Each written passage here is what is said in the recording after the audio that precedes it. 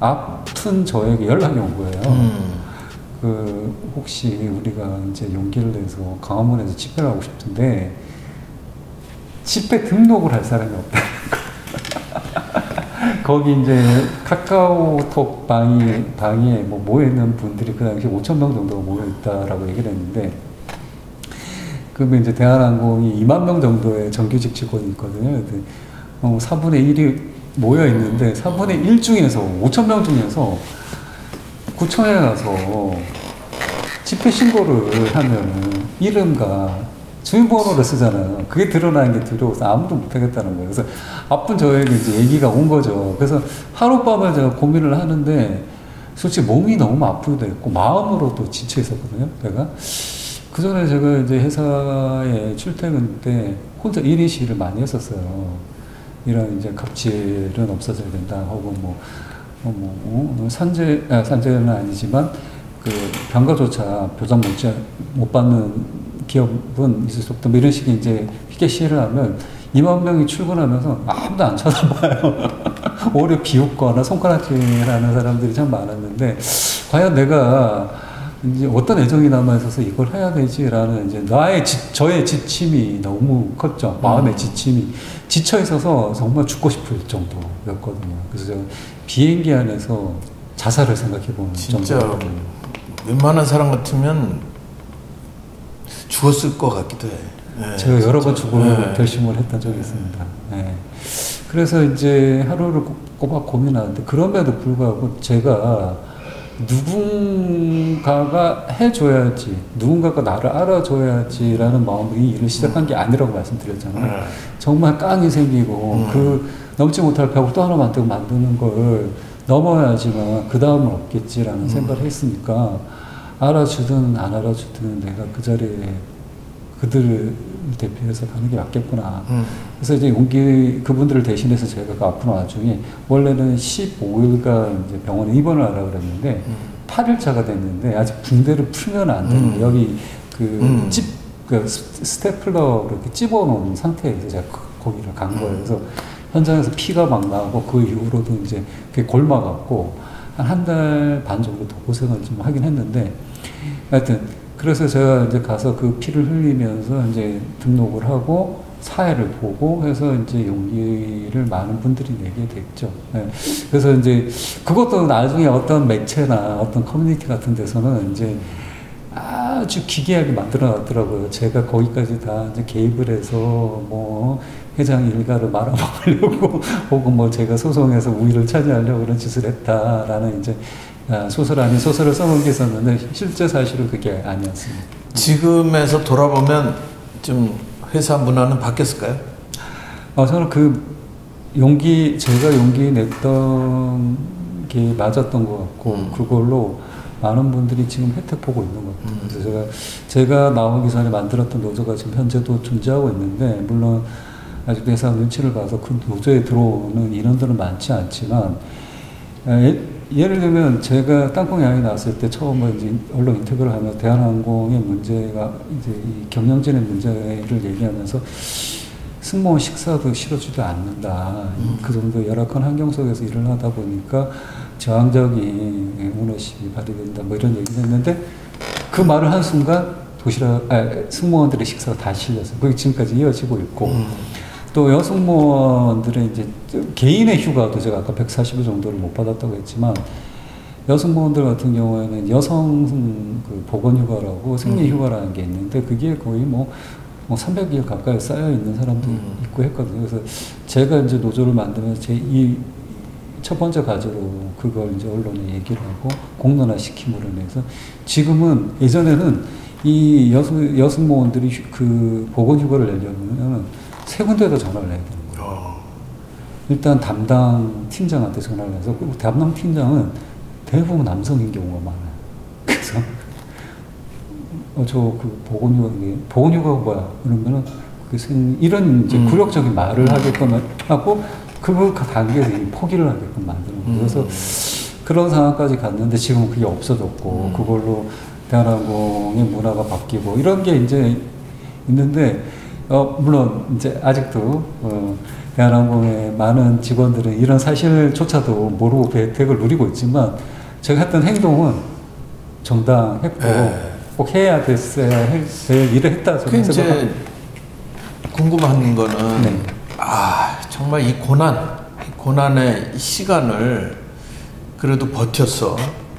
또 지금의 이 상황까지 오게 만든 그건 뭐였을까?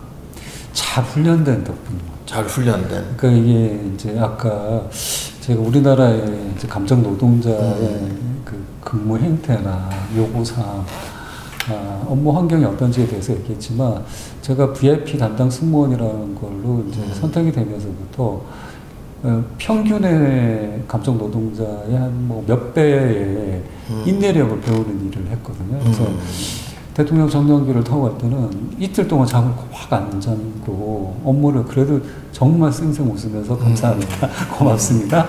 를 외치는 그 태도를 배웠던 그냥 거죠. 참는 것만으로는 안 됐을 거고 무슨 사명감이나 보람이나 뭐 이런 것들이 뭔가 또 받쳐줬겠죠. 맞습니다. 그 이전에는 제가 이제 대한항공이 성장해가는 이 과정이 저의 삶의 성장과 똑같다라고 똑같다. 동시에 했었어요. 정말 저는 그 회사를 사랑했거든요. 좋아했고. 네.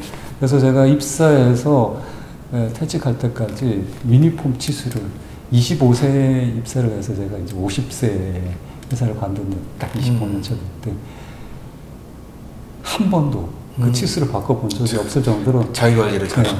그게 이제 제가 뭐 멋있어 보인다 이런 게 아니라 내가 이 유니폼의 사명감을 갖고 있는 동안 충실해야 된다는 생각을 했던 것 같아요. 그래서 뭐 바디 빌딩이라고 그래야 되나? 뭐 그런 류의 운동도 하시고 그런 사진도 있고. 어디서 보셨습니까? 그러다가 그게 또 나쁜데 또 악용을 당하기도 그것도 하고. 참 스토리가 참 슬픈 스토리가 있습니다. 네. 참 세상이라는 게.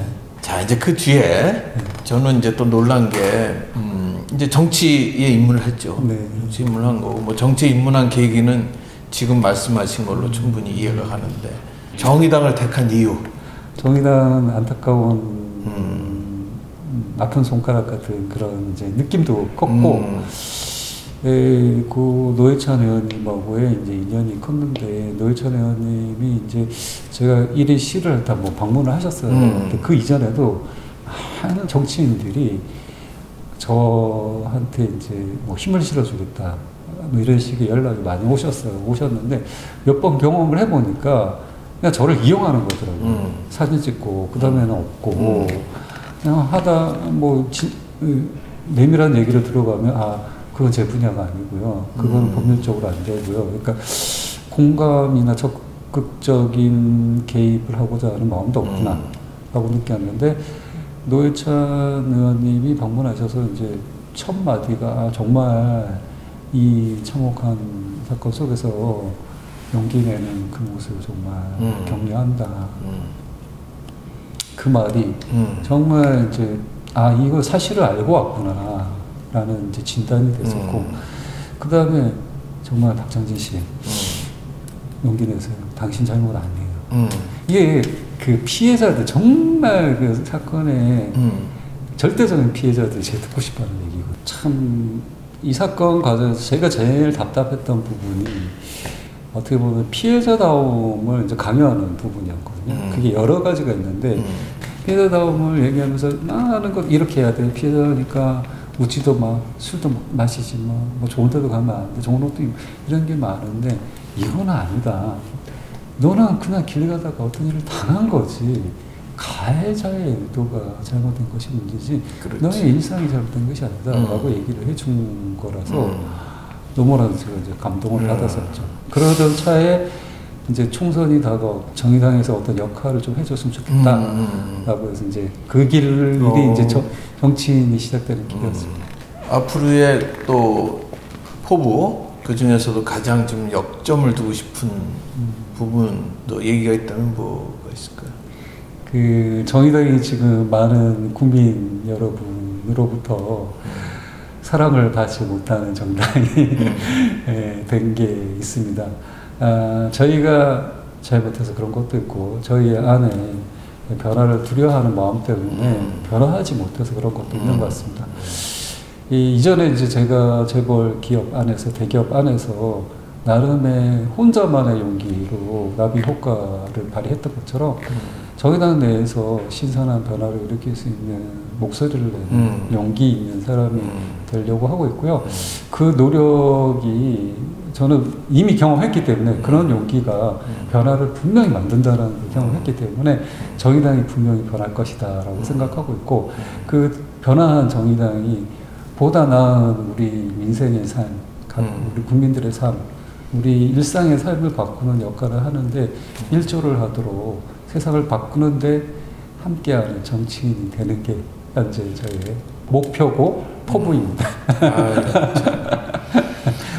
정말 그 한 사람의 역사, 히스토리를 진짜 긴 시간 동안 들어봤습니다.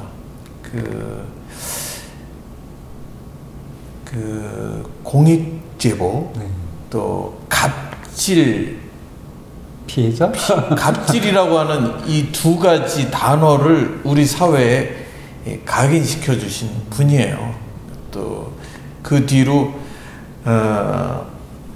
그 갑질이라는 단어는 정말 누구라도 피하고 싶은 단어가 됐고 사회문화도 많이 사회문화가 바뀌었고 네, 그렇죠. 또 공익제보라고 하는 거는 또 정말 보호해줘야지 되고 보호받아야 되겠다라고 하는 그런 개념도 또 만들어냈고 그러니까 지금까지만으로도 굉장히 중요한 역할을 해내신 분입니다. 오늘 이렇게 인터뷰에 응해주시고 장시간 또 좋은 말씀 해주셔서 너무너무 감사합니다. 제가 감사합니다. 네, 고맙습니다. 다음에 또 뵙겠습니다. 네, 초대해 주십시오. 고맙습니다.